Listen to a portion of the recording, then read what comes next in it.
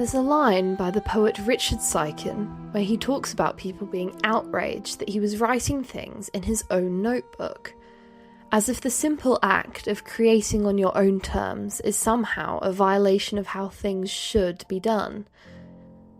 When you play a world for 1,000 days without massive redstone farms or hyper-optimised endgame gear, people inevitably wonder why you're wasting time. But this world was my notebook. I wasn't creating for an algorithm or an audience or an arbitrary meta. I was taking ownership of my creative process again. A blank Minecraft world is a strange thing. It's an absolute void. There's no history, no rules, and no direction.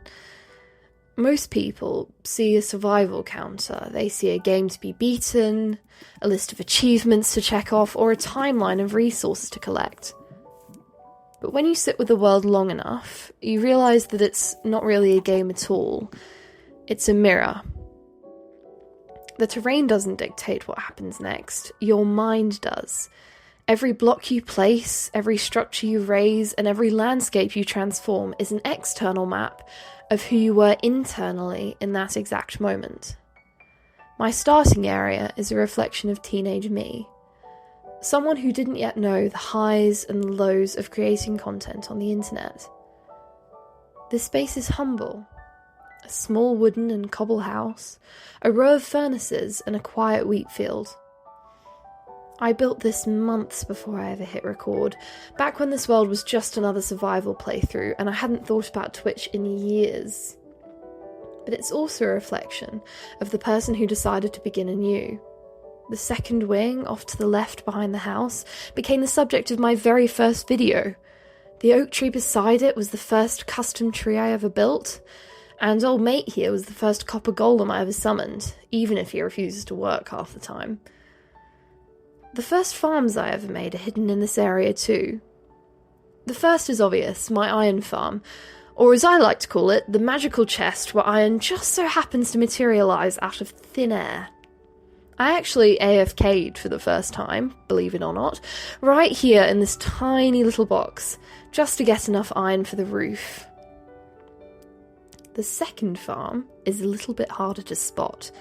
Take a second to enjoy the forest as we walk over to it, because we'll be coming back to these trees in a moment. Tucked away in this cave is my moss farm, which handles all of my bone meal needs.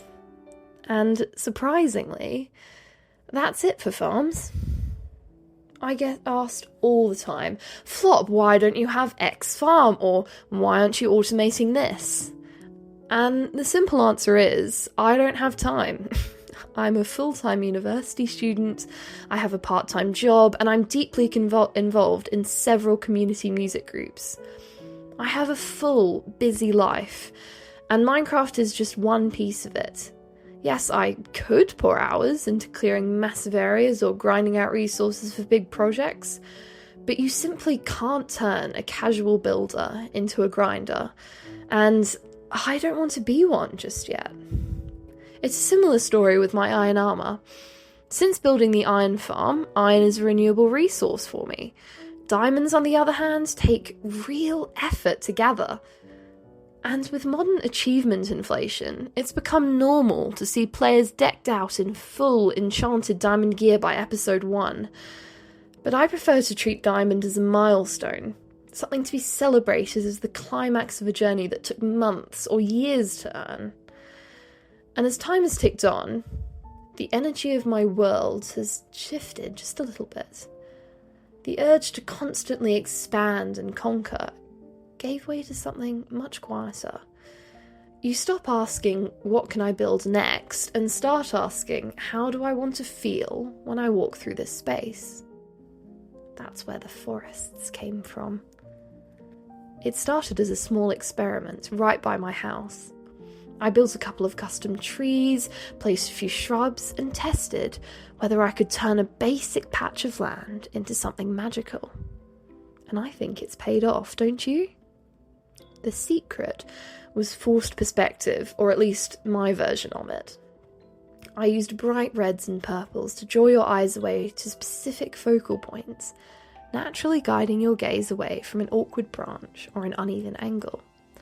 Drooping canopies create a cosy protective barrier from the outside world, while glowberries bridge the gap between the leaves and the grass, casting a soft, ambient light that turns the forest otherworldly at night. Eventually, a small forest wasn't large enough. I had to go bigger, which led to this massive custom tree.